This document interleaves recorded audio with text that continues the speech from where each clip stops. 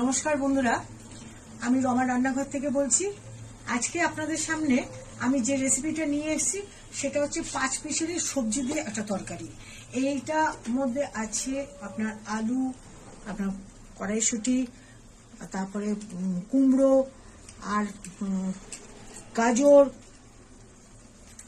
এই পর্যন্ত রয়েছে। আরো কিছু শিম এসব দেওয়া রয়েছে। আমি এটাকে ধুয়ে কেটে রেখেছি।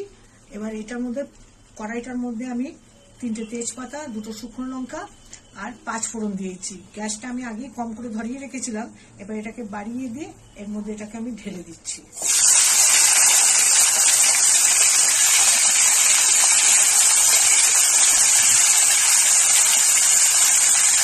আর দিয়েছি ফুলকপি মূলো।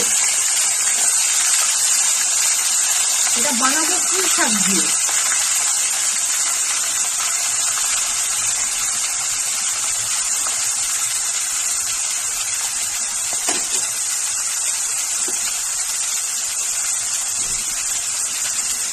আমি 1 চামচ হলুদ এর মধ্যে দিলাম, 1 চামচ নুন দিয়েছি। নামাবার সময় আমি মিষ্টি দেবো। আপাতত এটাকে নেড়ে ফেলে আমি একটু ভাপাবো।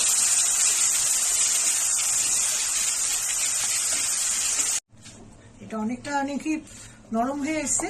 এবার এর মধ্যে আমি পুঁই শাকটা দিয়ে রেখেছি, এটা জল ভরিয়ে আমি এর মধ্যে দিয়ে দিচ্ছি।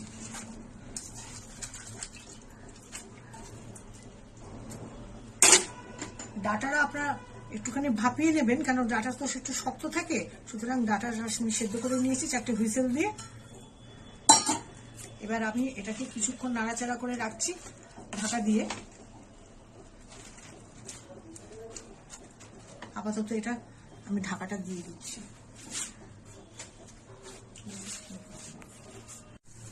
এখন ঢাকাটা আমি খুলছি। আমার এটা সেদ্ধ হয়ে গেছে।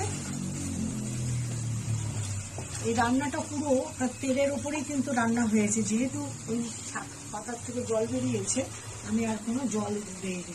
এখন এর মধ্যে একটু মিষ্টি দিচ্ছি, 1 চামচ, 2 চামচ, 3 চামচ।